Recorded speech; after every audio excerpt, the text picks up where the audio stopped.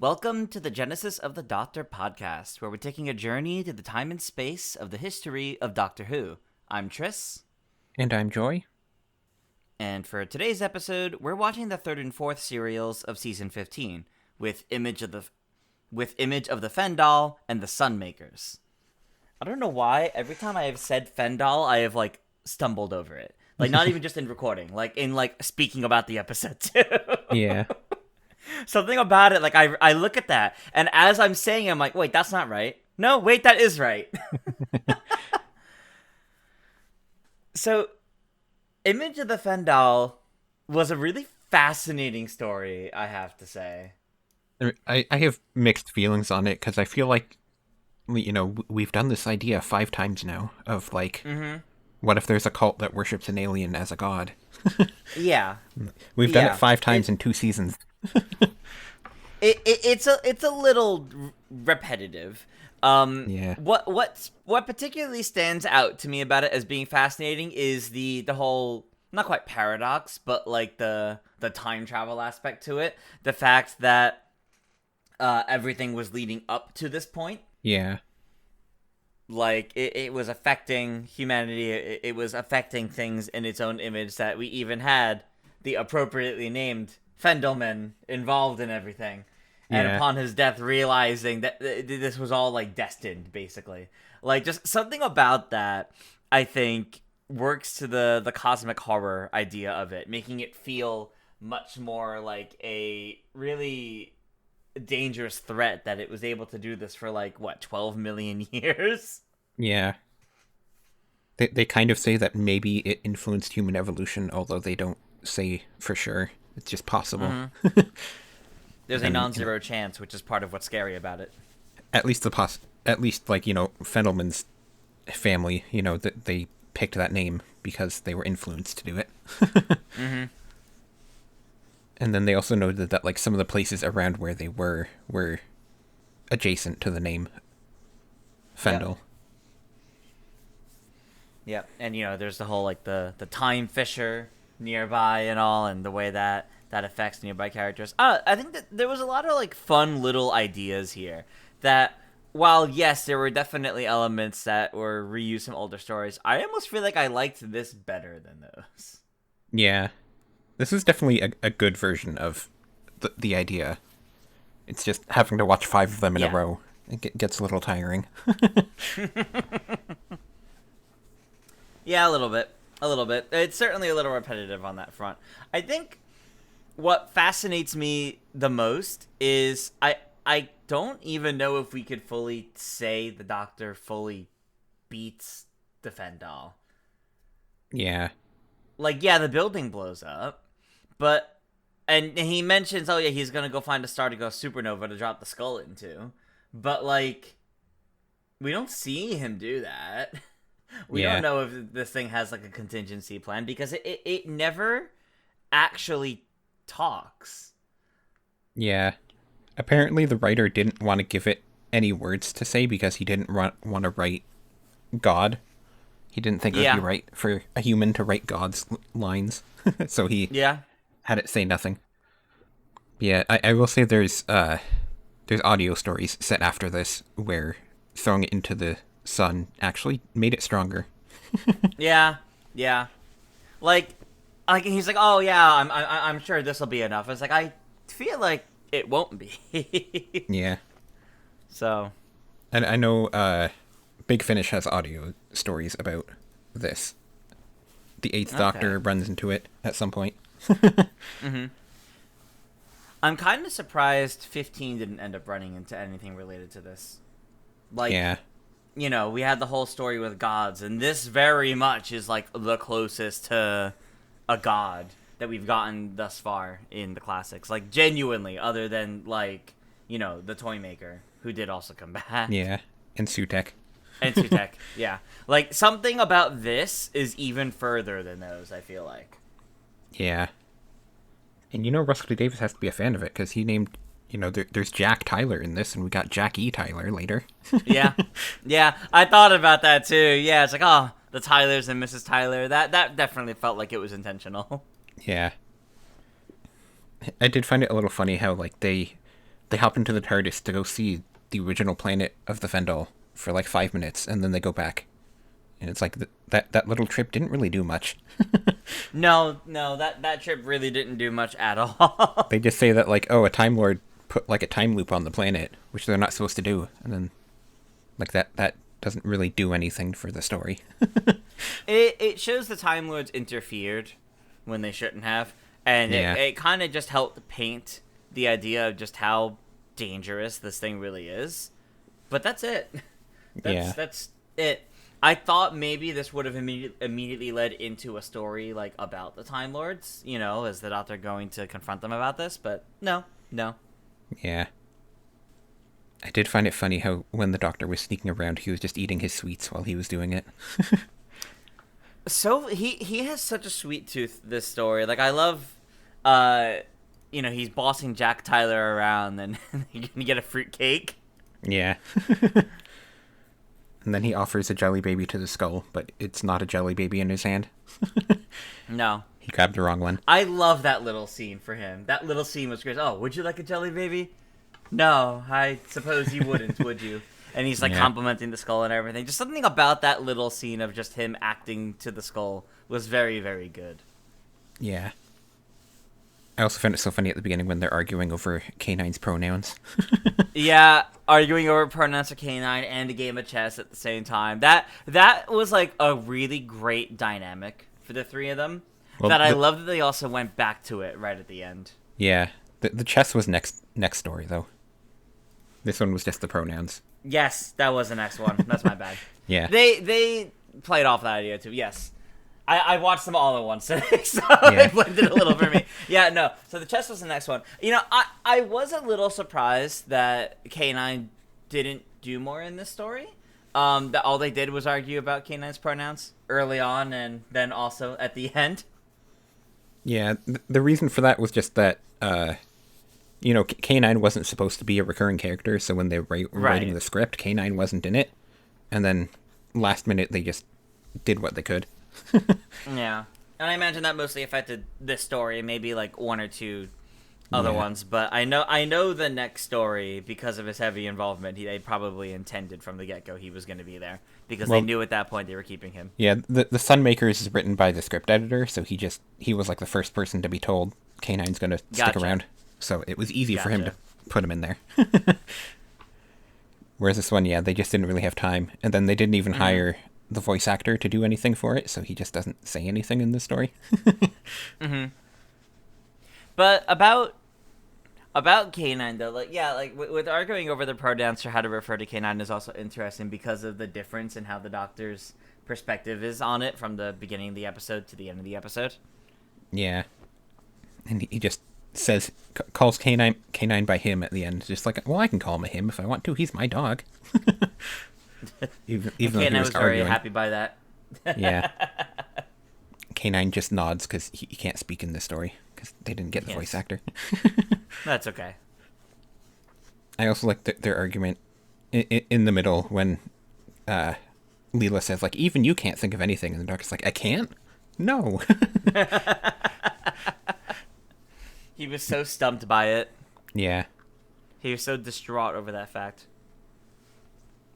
How did we feel about the scientists cast? So Colby, Thea, Fendelman, and Stile. I think they were mostly pretty good in it. Mm-hmm. It gets very dark towards the end, which I was not expecting. Yeah, that's part of what I wanted to get into. I liked Fendelman a lot more in the second half than in the first half because he seems a lot more like malicious and evil and kind of crazy in the first half, but in the second half you can kind of understand what he's doing a lot more, and him working with Colby doesn't actually feel like it's to get anyone killed. It's to get to the bottom of what the heck's going on. Yeah. He feels very different between the two. But I do really appreciate how his character was handled, including up until his the moment of his death, of the realization of everything was, working up to that moment. And then Stile realizing, oh, well, this is not what it was supposed to be, Yeah. and then decides to kill himself, and the doctor helps him do so, so he doesn't meet a worse fate. It was very fascinating, actually. Very dark, but very fascinating. Yeah, it's so dark that he like asks the doctor for the gun so he can kill himself. And Yep. you can tell that this story was probably commissioned by the previous producer who wanted to tell darker stories. Yeah. And apparently I think it's great for that, though. in the original script, he was gonna shoot himself on screen, and then they decided we don't want to do that, so we're just gonna have that might it be off a bit screen. much. And then he also shot Fendelman off screen as well. Yeah. You get to hear it and then see what happened. You get to see the tiny ketchup stain on the side of his head. Yeah. Which is still a bit surprising, but it's... Yeah. Yeah. And then the doctor does use a gun in this story, too, to shoot the slug. And then Leela also does it. But it's loaded with salt bullets. Yeah. So that's okay.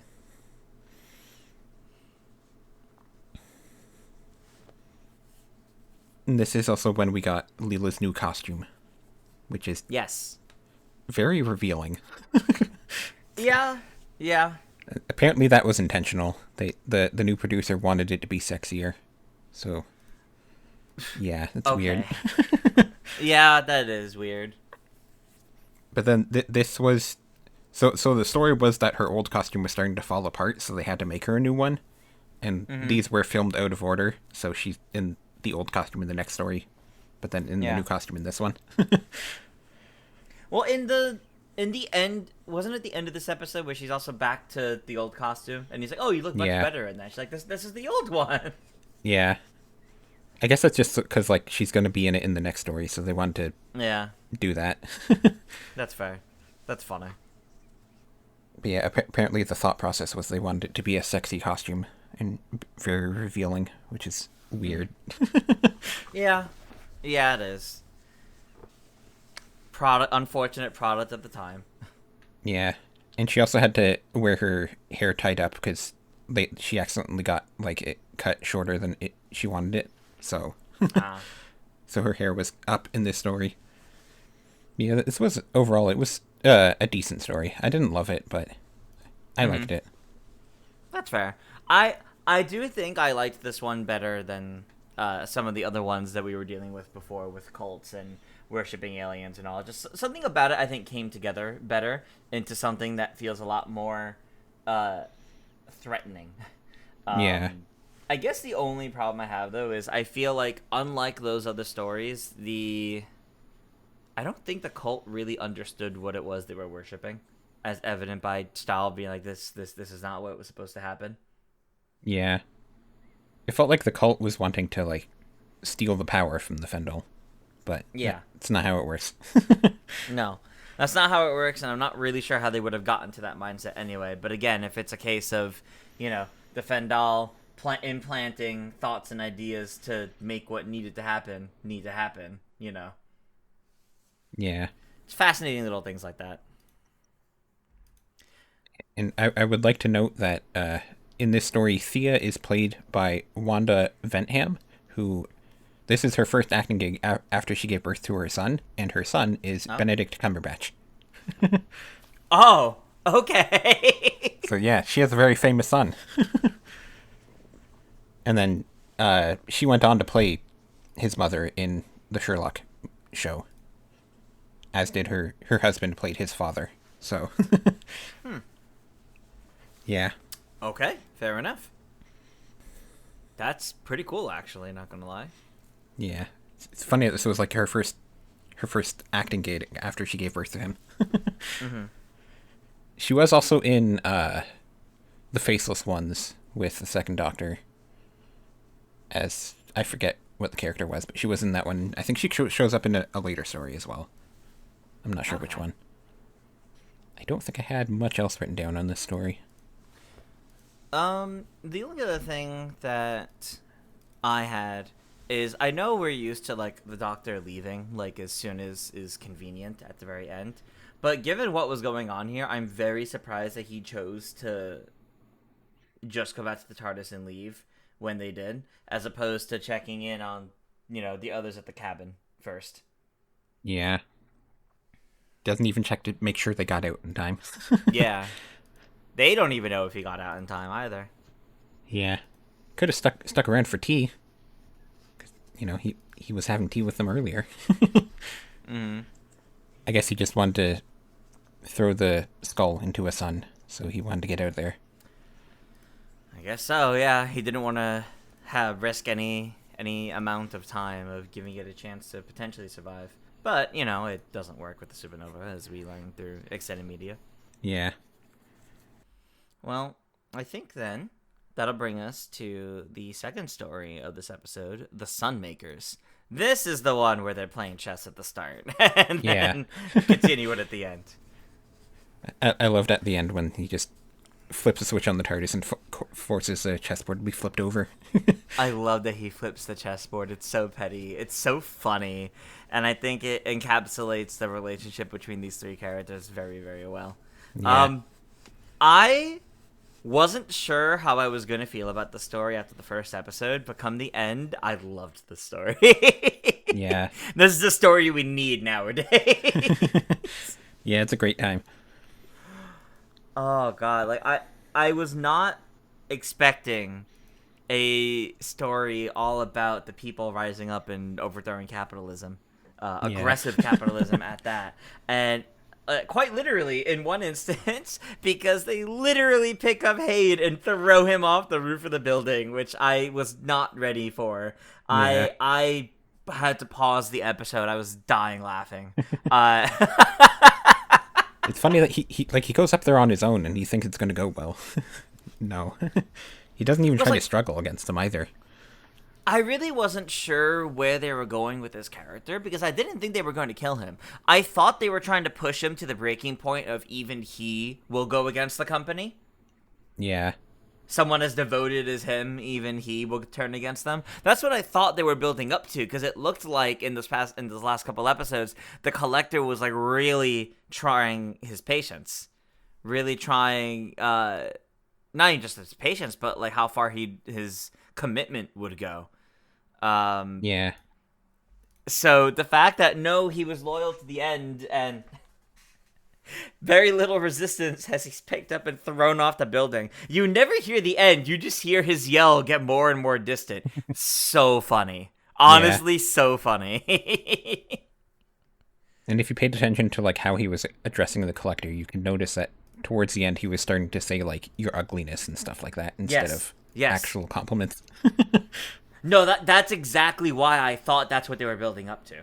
I thought they were building up to, like, he's gonna encounter the rebels and, like, throw something down and be like, I'm sick of this. Let me help you, or something. Like, not really to redeem him, but, like, to show that even he has a breaking point of how much he's willing to put up with this system. Yeah. It's much funnier what they ended up going with. Yeah. But it's not at all what I expected. And instead, it's Marn is the one that changes sides at the end. Marn is the one that changes sides, but it was presented in such a way that it looked like a scheme. Yeah. And they just never revisited it. Like, they have this, like, weird zoom in on her face as it looks like she's plotting something. Like, oh, haha, I could trick them. Like some, like, weird, like, slyness to it that she's not even seen again after that moment. So it's very weird. I guess it's just that, like, she really only changed sides so they wouldn't kill her. Yeah. And that's it. Not that she realized she was on the wrong side, but she just didn't want to die. She is also a character, though, of the way she was written, much like Haid. It came across like she's realizing how bad everything is as in real time as it goes, and is someone that, maybe will change sides. But yeah, it's all that really did was just to show, oh yeah, no, she's not on the villain side anymore. But they didn't do anything with it. Yeah. I do love how just like unapologetically political the story is, though. Yes. Very neat, very necessary nowadays. Apparently the producer was hesitant to do this story just because he felt like it would get a lot of complaints for being so political. But like they eventually just did it anyways. And if they did this nowadays, it'd be called woke. Yeah, because I mean this is a new producer, and the previous Yeah. one was fired, so it makes sense to Yeah. not want a lot of complaints. Yeah. No, it's very understandable. Um, this might be my favorite of 4 and Leela story so far, though. Yeah, Like, there was so much going on, and I think even though the two of them were separated for most of the story, I actually really liked the way they handled themselves and their interactions with every other character. I liked that the rebels, led by Mandrill, they were very combative to the Doctor and Leela, so they really were like not working together until like a concrete foolproof plan was actually made, and yeah, then they really trusted them. I really liked the complexity to it all because while it's annoying to deal with, it's appropriately so under the context of the entire scenario. yeah. So it just added a lot of depth to every character and every interaction that made it much more interesting. Yeah. Apparently, the writer intentionally kept the two of them apart just because he knew that the actors didn't get along that well. That's Was this ultimately filmed why. before some other ones? Because I know that Well, they were I starting thought to at get this point along. They were better. They were Okay. starting to get along, They were but starting. like the script editor like had seen them before that point, so Yeah, yeah. like they're only starting to get along at this point. Although Mm-hmm. I think they already know that she's leaving at this point as well. So, Mm-hmm. I see. I see. but yeah, they do have a lot to do, both characters on their own, which is great. Mm-hmm. They're kind of both leading the revolution at different points in time. Which is really great, honestly. It's really great. Yeah, and the supporting cast of this was great too. And like I love the guy that like at the correction center with the doctor. He's there, and then he just ends up becoming like a main Bisham? character. Yeah, Bisham was so funny. I did not think. I really did not think he was gonna like get upgraded to like main cast member of the story, other than like the couple scenes. But I'm really glad he did because he and Cordo were so good. yeah. And I loved when they went to when they went to rescue him, and then they just find the jelly babies, and then Gordo's like, "Jelly babies! Look, the doctor was here." He was here. K9's role in the story was also very good. Yeah. I like that he actually had stuff to do. He's just a little dog. He's just a little dog that wants to please his masters. Yeah.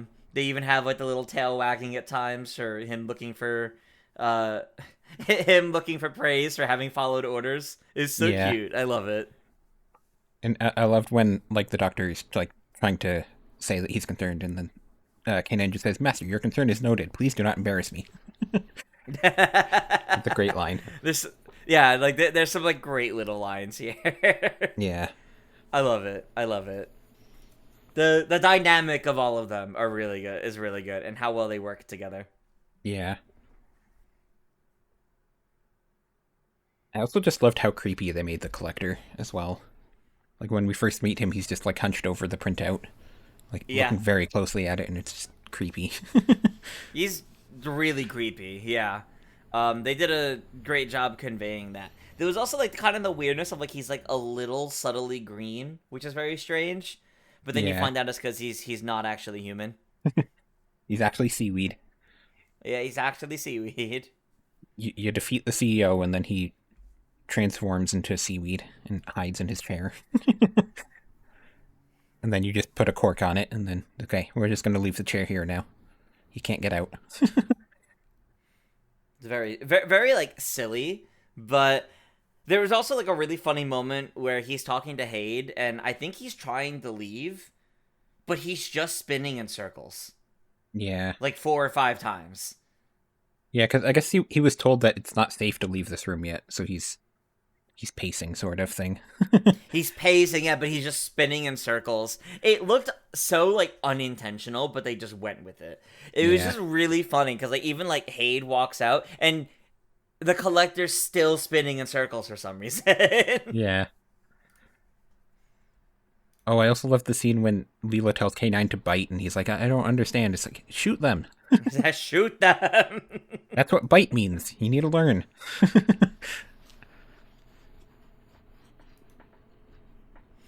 And I also loved when Leela's captured and she's just like savage to the guards that are around her. She's like, she's glad she'll be executed, so she doesn't have to look at his ugly face anymore. You're not making your case any better. No, but it was pretty funny, honestly, considering she's not really captured very much at all. Yeah.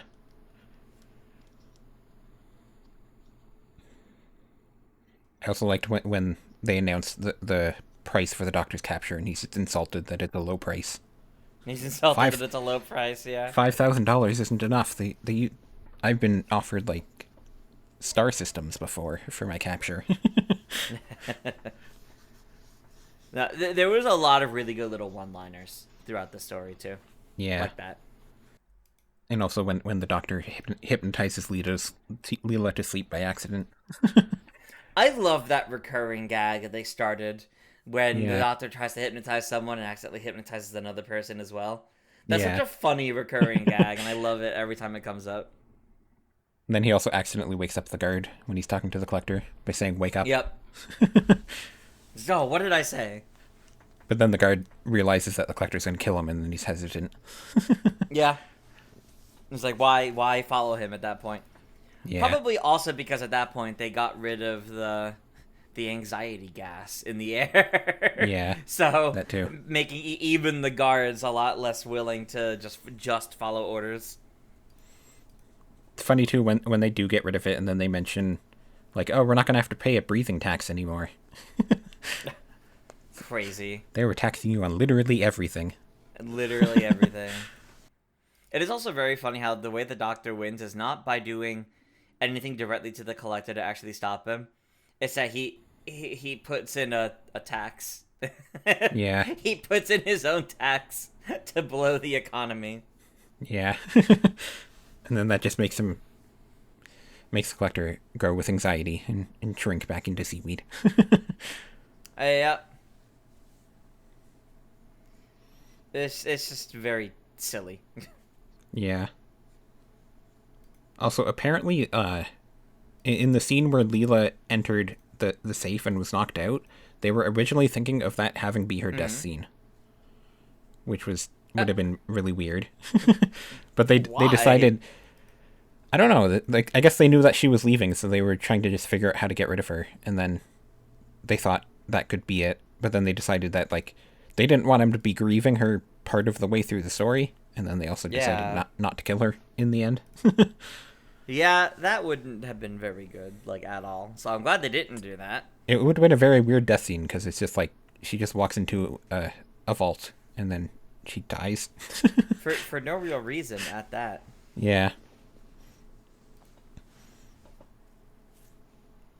But yeah, they knew that Louise Jameson was leaving at this point, so they were just like trying to see like where they could write in exits for her.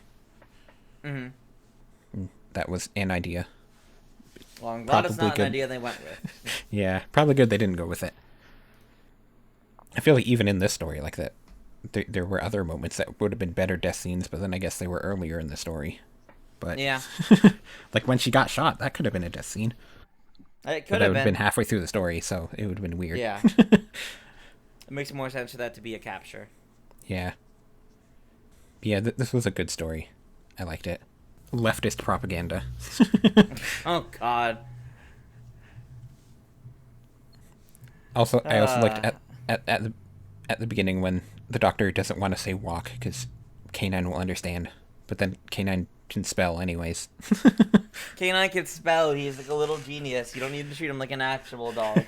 And I love how he's like pleading with them to go. Yeah. And then he just waits for them to leave and then goes out on his own. Yep, goes out anyway and follows them. It's a good thing he did ultimately. Yeah. Yeah, they needed him. I didn't have much else written down here, I don't think. Main thing I had at this point is just I think this pair of episodes has been some of my favorite pairing of episodes in quite some time. I really liked both of these stories.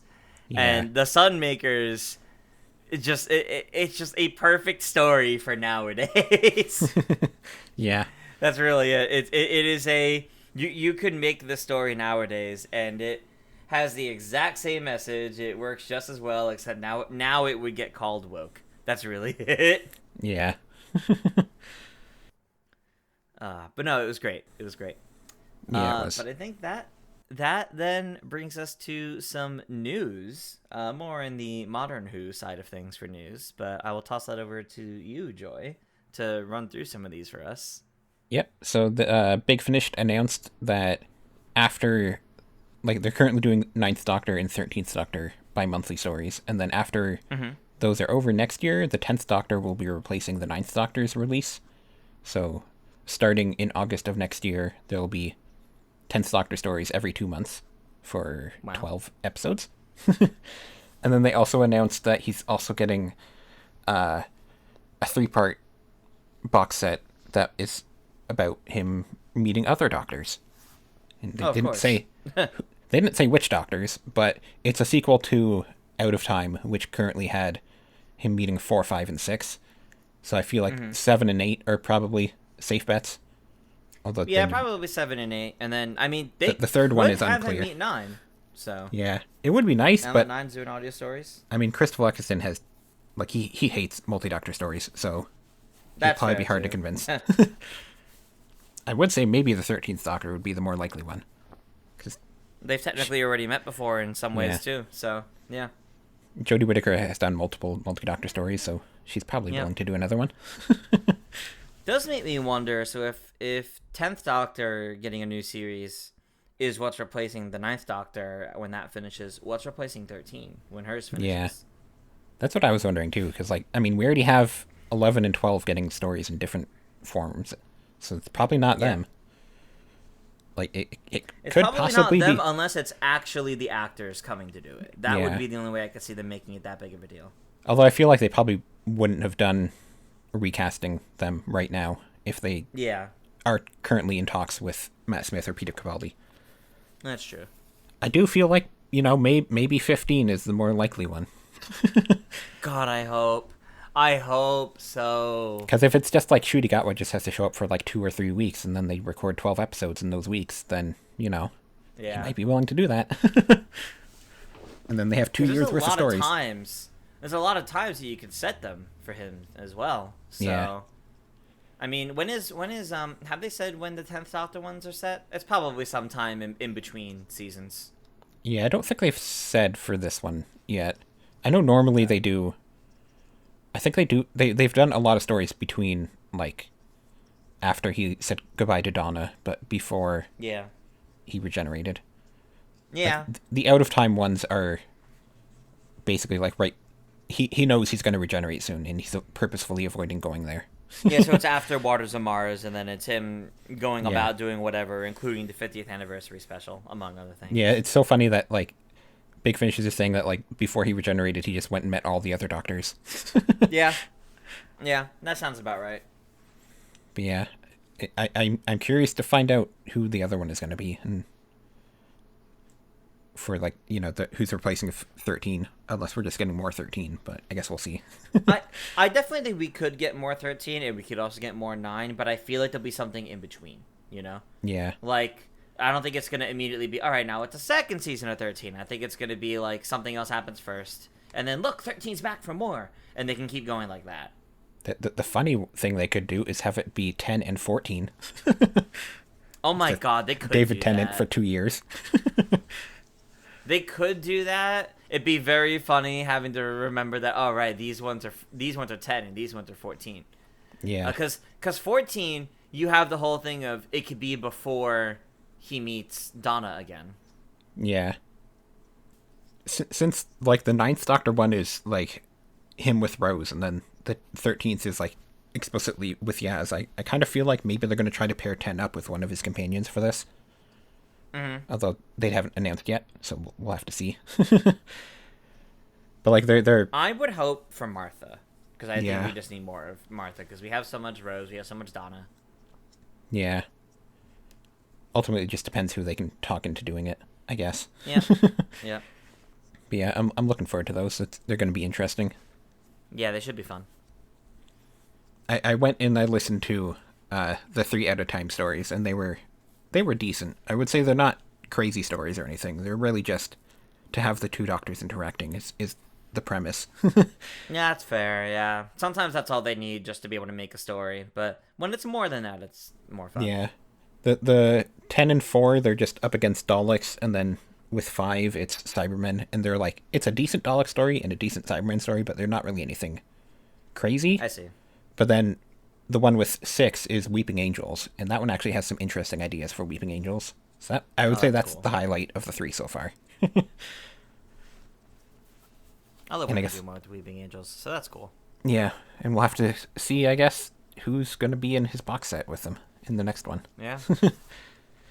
Yeah, and then the other, like, I guess lack of news, technically, is that... Lack of news, yeah. Disney announced that what's coming to Disney Plus in April, and it's not... The War Between Land and the Sea is not coming yet, which is weird. Technically, we're past... It was supposed to be, like, early 2026, and technically, we're not in early 2026 anymore. No. But, like, we're about to end Q1. So, like... What are they doing over there? Like, how badly did this deal fall through? I'm guessing that maybe it will just be May, because May was when they were doing Doctor Who the last 2 years. That's my guess. Yeah, but they had announced that by this point. Yeah. Those years. It seems so like the fact that they haven't announced it. They seem to just not care about War Between Land and Sea that much. No. But we should note that for people listening to the podcast, our episode is up on our Patreon for free, so you can just go listen to it at any point. Yep, as soon as you watch War Between Land and the Sea, however that is, yeah. However it is you choose to watch that, we already have our episode on that. All of our thoughts are there. I just think it's ridiculous that there's nothing for it internationally yet. Like, yeah, I almost feel like Disney's waiting for a month where they have nothing else, like a lull, and they just slap it in there. I think, and that just feels insulting. I think Pete McTighe mentioned that he felt like it was just going to be all posted on one day instead of a weekly release. Wow. So yeah, it feels like they're just waiting to release it out of nowhere. Surprise, here you go, here's all of it, move on. And they'll like spend like maybe 1 week posting about it, and that's it. Yeah. It won't even get put on the front page. Yep. I really want to know more about the behind the scenes of that whole deal, because there could have been something so hugely promising with Disney helping helm the future of Doctor Who, and there's not many like media company deals that look like they have fallen through this badly. Yeah. Wild how like Disney just doesn't care about Doctor Who so quickly. They should have kept the TARDIS at Disney World for longer. Yep. And it's so sad that, like, you know, Russell T Davies came back and he was hoping to do like multiple spin-offs and everything, and then the deal fell through, and now we just don't know anything. Yeah. I wish Disney helped like actually get the proper vision that RTD had for this era of Doctor Who, because I wonder how much better it would have been had he actually gotten to fully actualize what he was intending to. Yeah. Especially since we also lost Chudigatwa because of what Disney was doing. Yep.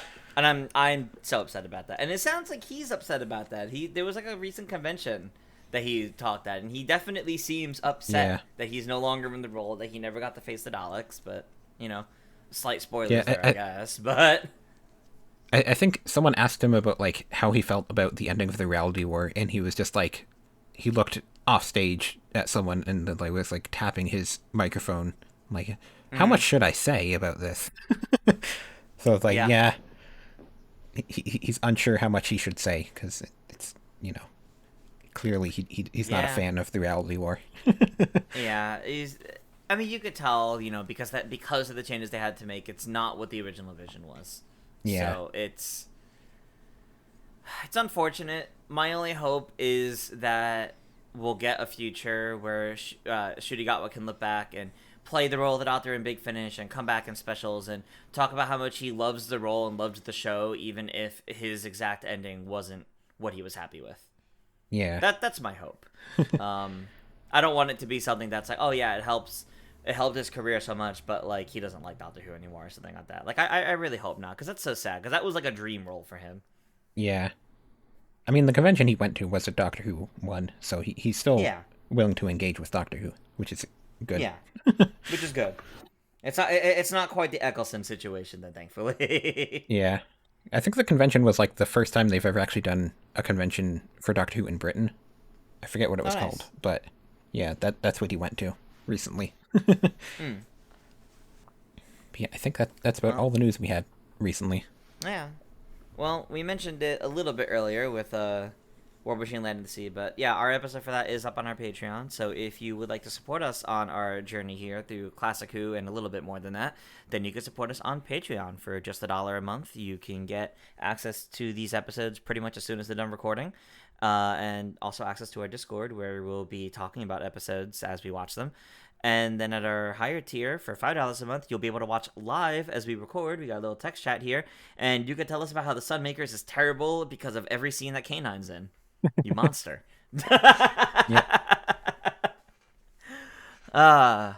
But speaking of watching episodes live, Joy, would you like to let everyone know what we're watching for next time? Yep. So next time we will be finishing up season 15 with Underworld, which is a 4-parter, and The Invasion of Time, which is a 6-parter. Underworld, I know, is heavily criticized because it uses green screen for most of the story, because they were running out of money. That's unfortunate. The story is that they were running out of money, and they wanted to keep money for The Invasion of Time, so they just, like, anytime they're on the alien planet in Underworld, it's just on a green screen. So they didn't have to build scripts or sets. So it's... Yeah, Underworld is not well-liked. Invasion of Time, I believe, is more well-liked. So okay, that one's going to be better. It's also where we say goodbye to Leela. Yeah. And technically we say goodbye to K9, but it's only K9 Mark 1, and then we'll get K9 Mark 2 next season. So okay, don't worry about... Like, I think there might be a goodbye scene for K9. I'm not sure exactly how it works, but like the Doctor just goes into his TARDIS and builds K9 Mark 2 between seasons. So okay, fair enough. Yeah, that's pretty funny. Leela gets to take K9 Mark 1 with her, though, is how it works, I believe. Well, we'll get to see how that goes next time, and then we'll get to reflect on Leela's character as a whole. Yep. And then next season we meet Romana. And then Romana 1 is around for 1 season, and then she regenerates. And then we have Romana 2 for like a season and a half, I think. Okay. But yeah. And script editor did change at this point, and it's going to be Anthony Reed is the new script editor. Just a note. Robert Holmes has left. Robert Holmes comes back and writes stories later on, though. But yeah, okay, so he's not gone for good. He's gone for now. Yeah, he goes away for a few seasons, I believe, because I think he went to work on Terry Nation's show, Blake's 7, at this point. Oh, that makes sense, yeah. A lot of the Doctor Who writers went and did that, so... Oh, that's interesting. Yeah. Alright, well then, as a reminder, make sure to watch Underworld and The Invasion of Time before our next episode. You can find those on the BBC iPlayer or on the Doctor Who Classic YouTube channel. If you support us on Patreon for just $1 a month, you'll gain access to our Discord, as well as early access to these episodes. I have been Tris. You can find me online at ToonTris. And I've been Joy. You can find me at Joy Content. And we'll see you all next time. Bye. Bye.